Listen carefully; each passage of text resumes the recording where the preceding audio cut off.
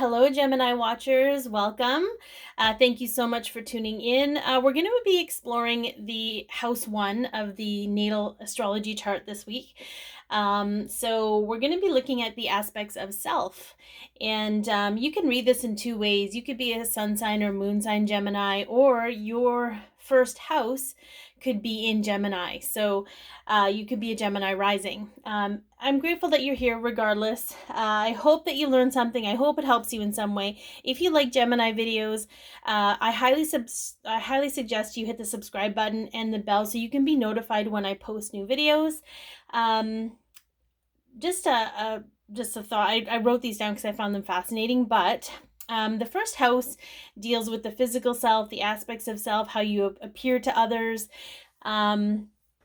And with Gemini, Gemini rules the hands, the arms, the part of the throat and the lungs. I'm guessing it might be part of maybe the thyroid, or maybe Taurus Taurus also rules part of the throat. So here we are. Anyways, so I thought that was kind of a little bit of a cool tidbit. We're going to look at your current growth within yourself, aspect of yourself that you learned from others, because it's important to know what's still serving you and what isn't, and aspect of yourself that's all yours and you can celebrate, as well as guidance from spirit. So let's get right into this. I always ask, I'm always like, may this message be Christ's white light, pure and bright. Okay. So, okay, hang on. Current growth of self. What do we got for Gemini? Okay, so we have releasing some things. Releasing some old stuff, like those leaves about to, the leaves that fall in the fall, getting ready for winter. All right, we have the High Priestess. Okay, what do we got with the High Priestess? What do we got going on? Oh.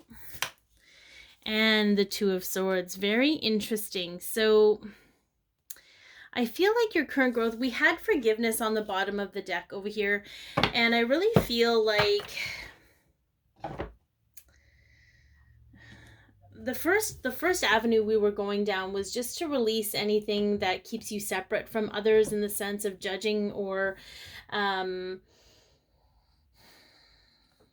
just holding anything from your past, or not resentment, but I don't want to say resentment. Resentment is a much harder energy. You might not have resentment, but with this High Priestess and the Two of Voices, the two of Swords, the Two of Voices is really about being blind and not really knowing, and being guided to trust your inner knowing to guide you. And the High Priestess is all about knowing that there are things that you just can't see, but you get to trust your inner voice. So you could be very much in the process of releasing any doubt you have and trusting your inner voice to guide you, even though you can't see or know how the future is going to unfold. And you're just trusting yourself, you're trusting your guidance, you're trusting the universe to have your back, kind of an energy. Okay, so I think that's a really great place to be. The forgiveness, they're showing me, thank you. So the forgiveness piece, because they keep go to the forgiveness, and I'm like, okay, we just went there, but they want more. So here we are. The forgiveness is kind of about forgiving yourself for making, quote unquote, the wrong choices in the past, because there is no real wrong choice, wrong decisions. Everything you choose is going to lead you to where you're meant to be and what you're meant to learn. Okay, so I think there's just a big part of that shift happening for you, if you will. Okay, so what aspect of yourself did you learn from others? And sometimes this serves. Sometimes it gives us the confidence to do the things that we want to do and we love to do.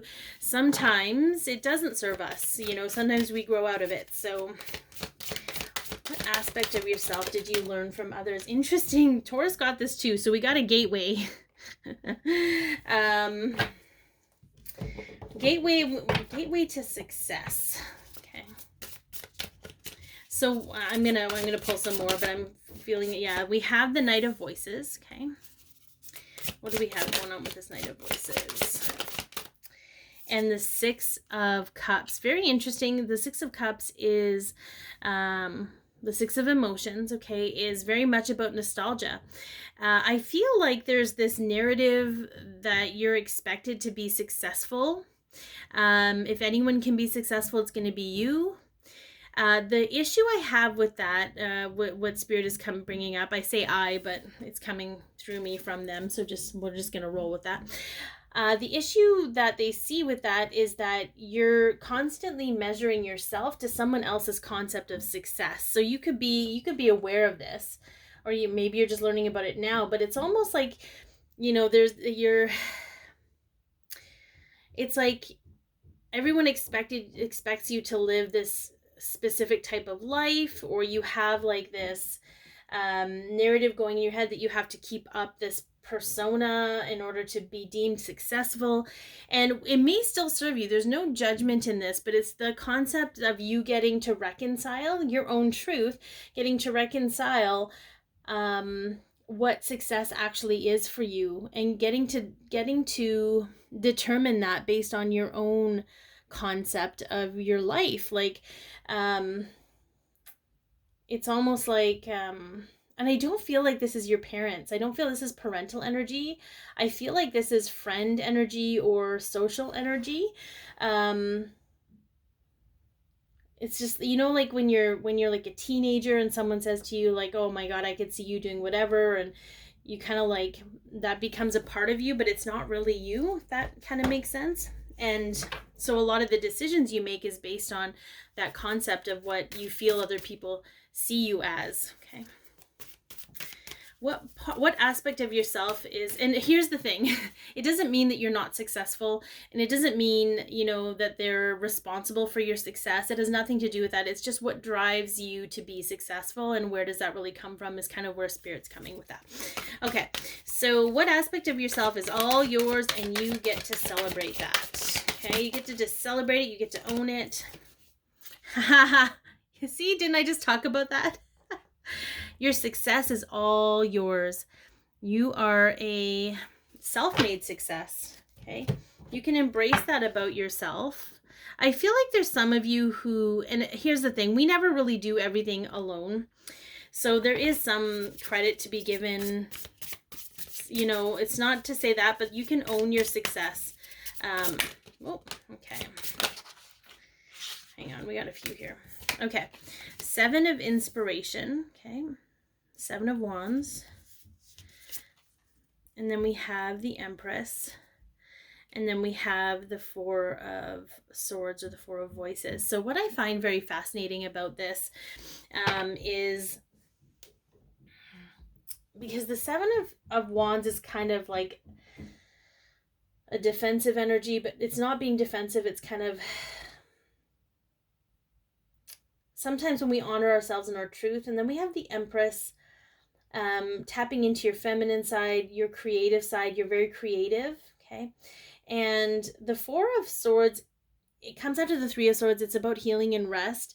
But I feel like this could just be honoring your ability to play as hard as you work. And I think that's okay. I think that's a good balance. I think, so if you're feeling any shame or guilt around play, maybe dig into that, because that's your soul. Like, they're showing me like partying or drugs and alcohol, and maybe, I don't know. Again, that might not be you, but it's this concept, like if we party or celebrate, that we have issues, or we're running or numbing, and that's not always the case. So maybe, and for some of you, I think that, but it's just to remind yourself that it's okay to experience joy and creativity, and really honor your success and your abundance, because you created that for yourself. All right, really enjoying the luxury, like she's in a spa, even though it looks like lasers are coming out of her eyes. She's at a spa. Like, you can enjoy your success. You can enjoy, it doesn't matter what happens. You always find a way to be successful, and that is probably part of what you learn from other people. It's very interesting, because it's not a conscious energy. How do I put that? It's not a conscious energy of being like, I don't deserve to celebrate. It's subconscious, which tells me that it's deeper in the wound area of judgment, of maybe being judged by other people for how you like to play or how you like to celebrate yourself or your life, whatever, right? So just own the fact that you can celebrate and be yourself, and you're allowed to celebrate however you want because you've created this success for yourself and you work very hard. Okay, so guidance here. What do we have for guidance? Oh, ooh. Okay, we're stepping into enlightenment. I love that. Getting into enlightenment, kids. Who doesn't love some enlightenment, huh? What's going on with this enlightenment? What does Spirit want? Oh, that was fast. So we have the Eight of Emotions. Beautiful. I love that that just showed up. Okay. I apologize if my screen is not... and then we have Strength. Even. I try to make these as even as possible. Anyways, I have a Virgo rising. Okay. So then we have with the Strength card. Okay. So the Eight of Emotions, Eight of Cups is about walking away from what no longer serves. And sometimes if it's things, or even sometimes people or situations that are familiar or comforting to us, we have a hard time doing that. So Spirit is saying you're going to find enlightenment if you can just find the courage to walk away from those things that don't make you feel good about yourself anymore, and to know that if they're meant to be in your life, they'll come back around when they've shifted or you've shifted or whatever. It's okay. They're saying it's okay to walk away and to gain enlightenment. And it's not about throwing things away or what have you. It's just about stepping further into honoring yourself and your path. And you're going to find enlightenment the more you release the obligation that maybe you feel towards other people or situations, and the more you honor your inner voice and your truth. Okay, so I hope that this has helped. Be your peace, love yourself, share your light, and have an amazing day.